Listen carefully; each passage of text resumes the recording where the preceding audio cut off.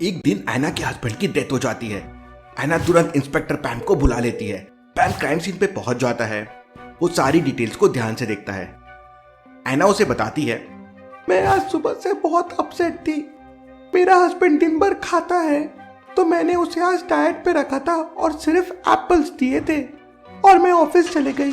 शाम को जब मैं ऑफिस से आई तो मेरे हस्बैंड मर चुके थे और एप्पल वैसे के वैसे रखे हैं। फिर पैम मेट से पूछता है तो मेट कहती है, सर मुझे तो गार्डनर पे डाउट है। उसकी नियत सर के पैसों पे थी, उसने ही मारा होगा।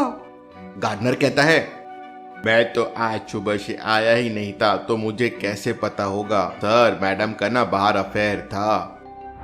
ये गार्डनर झूठ बोल रहा है, इसी ने मेरे हस्बैंड को मारा है।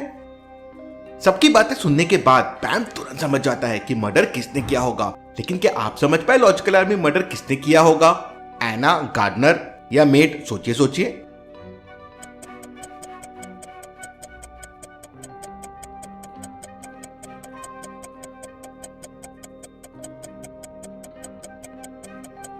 मेट और सना दोनों ने मिल के मारा है। अगर एप्पल सुबह से कटे हुए थे तो अब तक फ्रेश की फ्रेश कैसे रखे हुए हैं? वो तो खराब हो जाने चाहिए थे। दूसरी बात, सना और मेट को ऐसा क्यों लगा कि वो मर्डर है? उसके हस्बैंड का वेट ज्यादा था, हो सकता है कोई बीमारी की वजह से मर गया हो। ना पैम ने बताया ना कोई रिपोर्ट्स आई कि वो मर्डर है। उसी से पैम समझ गया कि ये दोनों की मिली भगत है और दोनों को पकड़ लेता है। चलिए अगली पहेली देखते हैं। मिस्टर स्मिथ शहर के सबसे अमीर आदमी है। एक दिन उनका एक्सीडेंट हो जाता है और उनकी मेमोरी चली जाती है। उनकी सिर्फ एक डॉटर है। लेकिन जब उन्हें हॉस्पिटल में होश आता है तो वहां पे दो लड़कियां थी जो कहती है कि वो उनकी बेटी है। अब उनमें से एक झूठ बोल रही है। क्या मिस्टर स्मिथ की मदद कर सकते हैं समझने के लिए कि कौन सी लड़की झूठ बोल रही है, ए या बी? सोचिए सोचिए लॉजिकल आर्मी।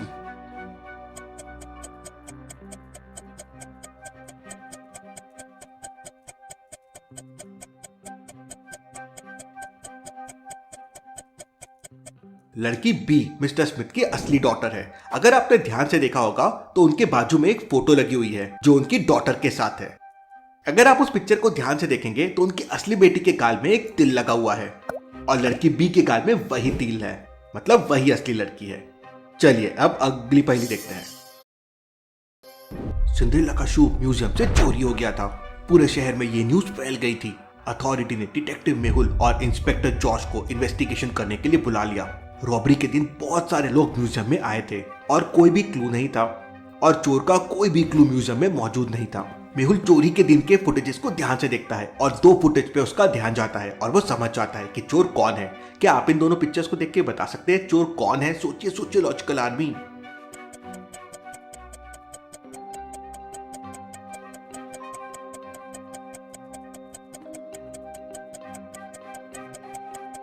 ये पर्पल टॉप वाली लड़की को देखिए।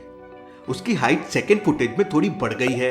ऐसा कैसे पॉसिबल है? मतलब हो सकता है वो सिंड्रेला का शू पहन के वहां से निकल गई हो। मेहुल उस लड़की की खोज में लग जाता है। चलिए अगली पहेली देखते हैं। एक बुटीक में बहुत सारी चोरियां हो रही थी। गार्ड हर बार चोर को पकड़ने से चूक जाता था। रॉबरी से परेशान होकर ओनर ने डिटेक्टिव मेहुल को वहां पे बुला लिया। मेहुल वहां पहुंच जाता है और सारे वीडियो फुटेजेस को ध्यान से देखता है। उसको एक क्लिप में कुछ सस्पिशियस लगता है। वो फुटेज को बार बार देखता है और तुरंत समझ जाता है कि चोर कौन है। लॉजिकल आर्मी, क्या आप इस फुटेज को देख के बता सकते हैं कि चोर कौन हो सकता है? सोचिए सोचिए।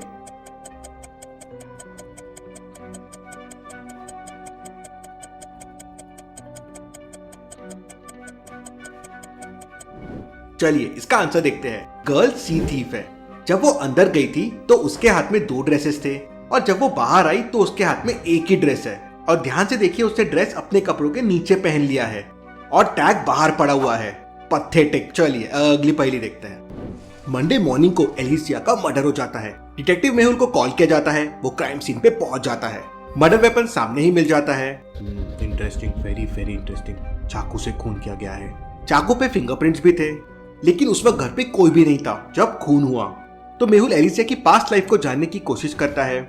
उसको समझता है कि एलिसिया के बहुत सारे अफेयर थे और उसने बहुत से लड़कों को धोखा दिया था।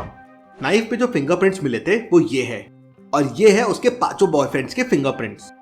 फिंगरप्रिंट्स को ध्यान से ऑब्जर्व कीजिए और मुझे बताइए कि ये फिंगरप्रिंट कौन से बॉयफ्रेंड का हो सकता है। सोचिए सोचिए लॉजिकल आर्मी।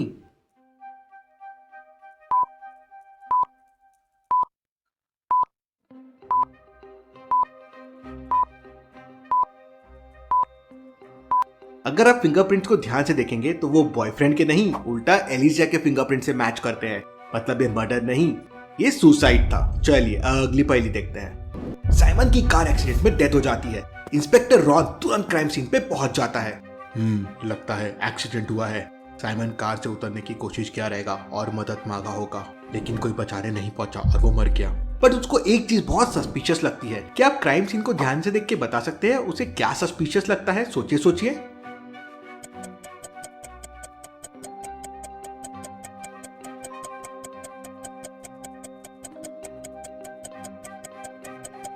ध्यान से देखिए, साइमन के राइट हाथ में प्लास्टर लगा हुआ है और कार की चाबियां भी उसके राइट पॉकेट में रखी हुई है। ऐसा कैसे पॉसिबल है? और दूसरी बात, एक्सीडेंट होने के बाद वो चाबियां क्यों निकालेगा? इसलिए उसे कुछ सस्पिशियस लगता है। चलिए अगली पहेली देखते हैं। डिटेक्टिव मेहुल एक क्रिमिनल का पीछा कर रहा था। दौड़ते दौड़ते क्रिमिनल एक कैसल के अंदर घुस जाता है। मेहुल भी उसको फॉलो करता हुआ कैसल के अंदर चला जाता है।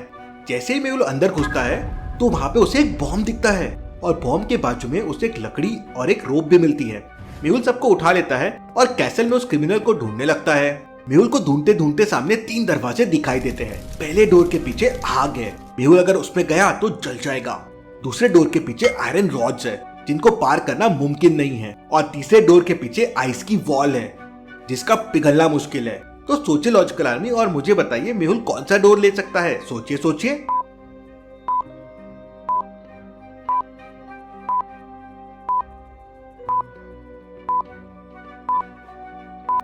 मेहुल पहले वाले डोर से बॉम्ब में आग लगा लेगा और डोर 3 में फेंक देगा।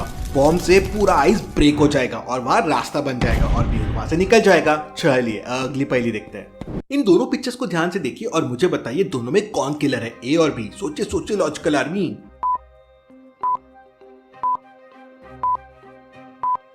अगर आप ध्यान से देखेंगे तो बी वाले के पॉकेट पे नाइफ रखा हुआ है और उस पे खून लगा हुआ है, मतलब वही किलर है। ऐसी और पहेलियों के लिए जल्दी से चैनल को सब्सक्राइब कर लीजिए। Thank you.